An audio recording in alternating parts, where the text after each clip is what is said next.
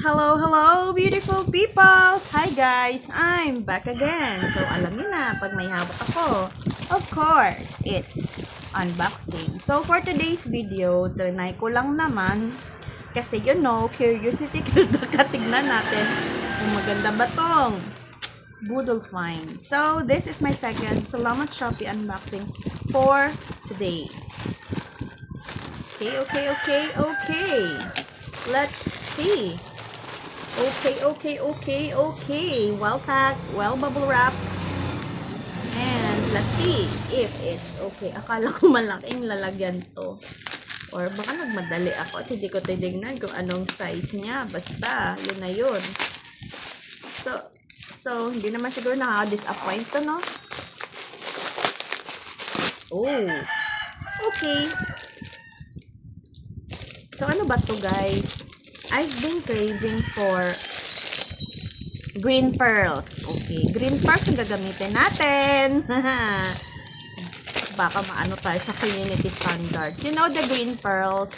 The green pearls. So, mung beans. So, I've been craving for yung toge. Daran. Okay na to.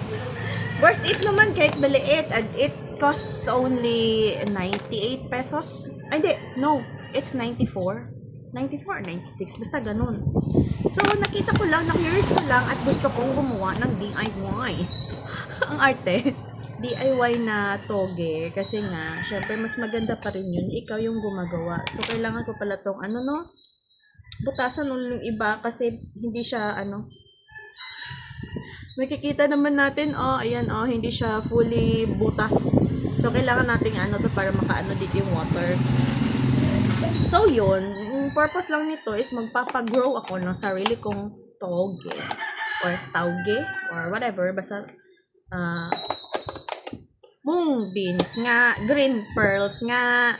So, sa mga, makapanood nito at mapatapos nyo at mapaabot nyo ng 2 minutes and 30 seconds, i-research nyo kung bakit I'm very careful with the green pearls and the purple veggie na mahaba.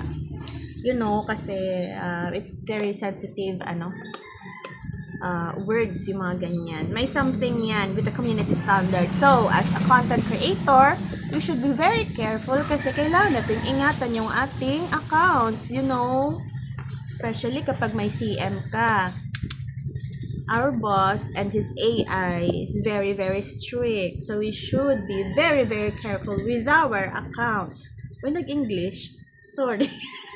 So, ayan guys, I'm happy with my Boodle Find. So, pwede pala tong additional na yung, parang meron pa siyang, pwede ka pang mag-add on ng isa or kung ilan yung gusto mo. Basta, ang kailangan ko lang, makapag-craving satisfied ako with the green pearls. Green pearls sprouts. Pareho lang pala. So, yun. And yun na naman, may flex na naman tayo na cooking show. Cooking with a toge or mung bean sprouts. Green pearls sprouts. So that's all muna for today, guys. Join me again on my next unboxing video. Thank you for watching. Enjoy the rest of the day. And as always, from my little world to yours. Love.